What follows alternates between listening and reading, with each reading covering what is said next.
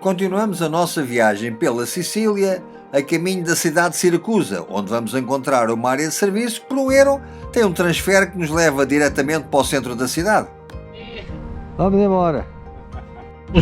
Siracusa.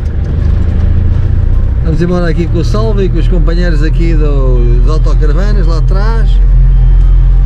Ficaram lá ao fundo que eles têm 2 cães e então não quiserem incomodar.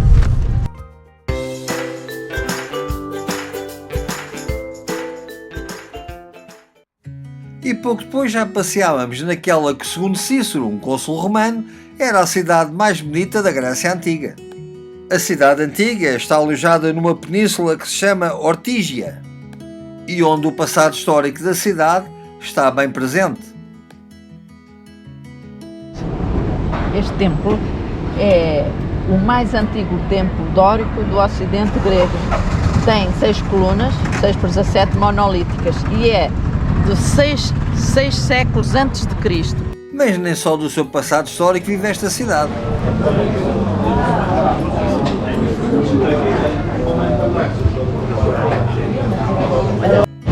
Eu não consigo perceber o que é isto. O que é isto? É que é isto? Guanciale.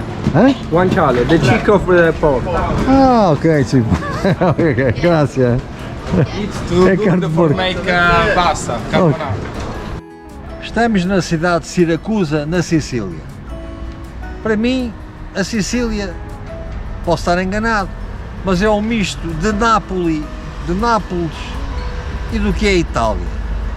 Quando estive em Nápoles, disseram-me uma vez, em Nápoles ou se ama ou se detesta, e é verdade.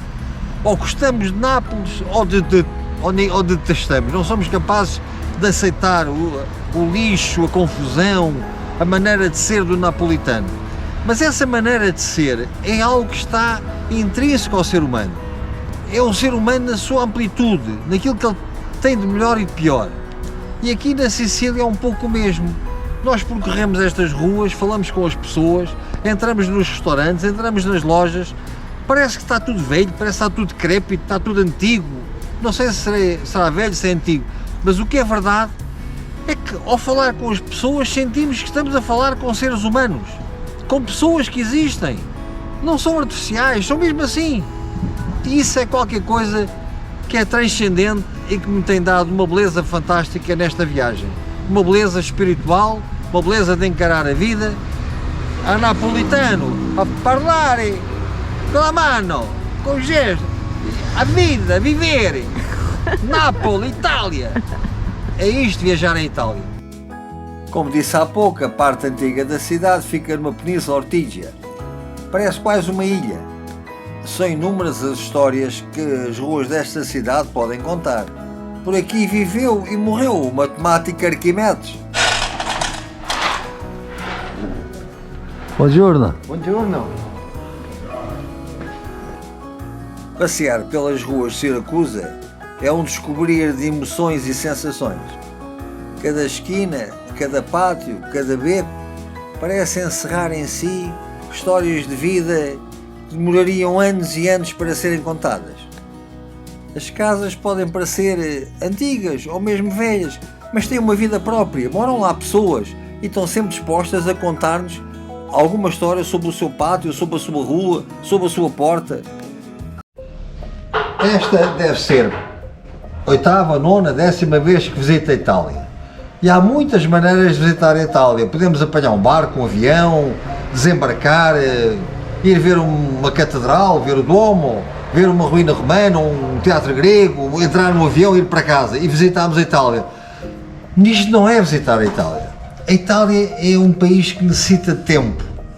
Felizmente nós hoje temos tempo e podemos usá-lo dessa forma. Usá-lo a visitar a Itália com calma. Chegamos a um sítio, estamos em Siracusa. Vamos ficar o quê? Um dia, 2? Já estamos a pensar em ficar 5? Não sabemos. E depois isto é o quê? É antigo? Está velho? Está degradado? Não. Por trás destas pedras há uma história de vida. Há pessoas, como este que passou aqui de bicicleta agora, ele vive aqui, vive nestes prédios que estão colocados em sítios onde já viveram gregos, onde já viveram romanos, onde já viveram os etruscos antes, finalmente, vieram até aqui, e depois os árabes, os normandos, uma série de povos que têm passado por localidades, por estas terras, por Itália, que têm impregnado de uma forma de vida. Agora, por exemplo, temos aqui um amigo que vai passar, que vem do Norte da África. É esta mistura de povos, de sensações, que vai fazendo com que Itália de facto seja uma experiência para descobrir em cada dia.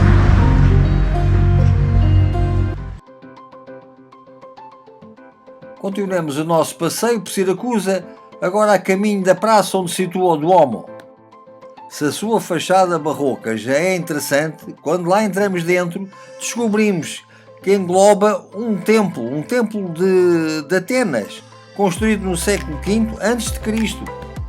É de facto muito curioso, um templo grego dentro de uma igreja católica.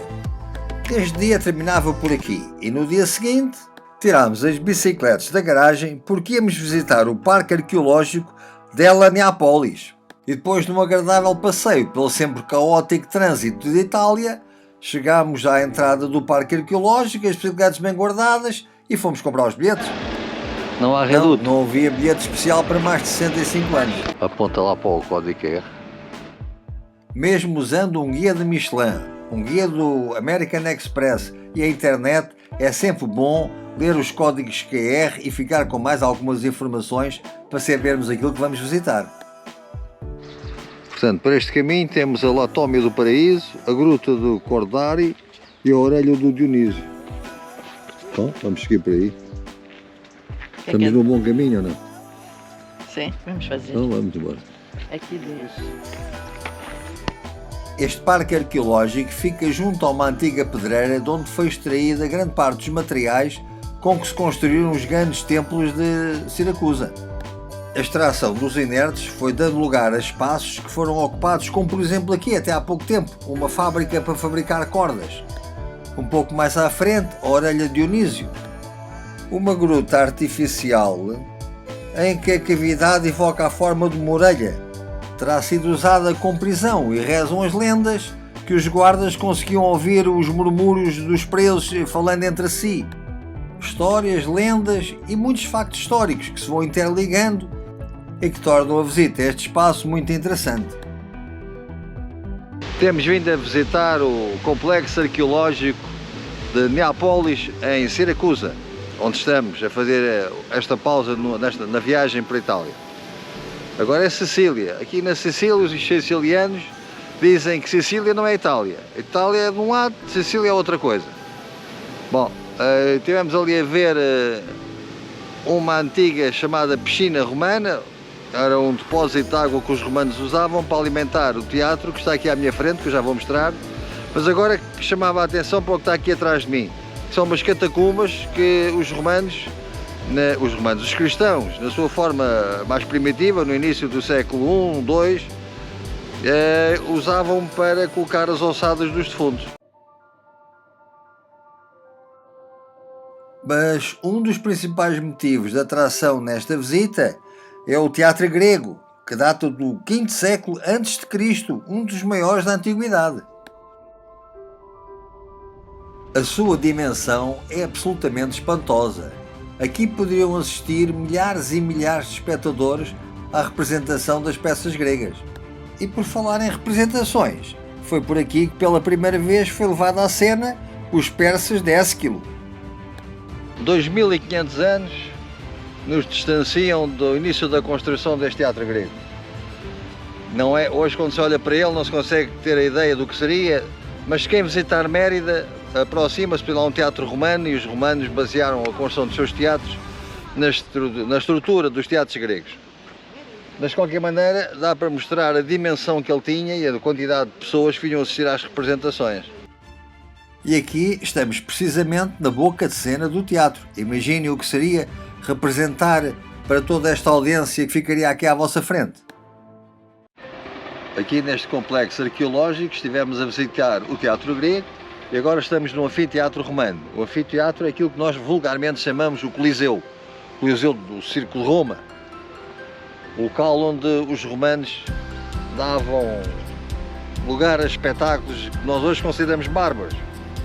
Gladiadores, lutas entre gladiadores com feras, e depois mais tarde, quando começou o cristianismo, eram executados os prisioneiros cristãos que não renegavam a sua fé.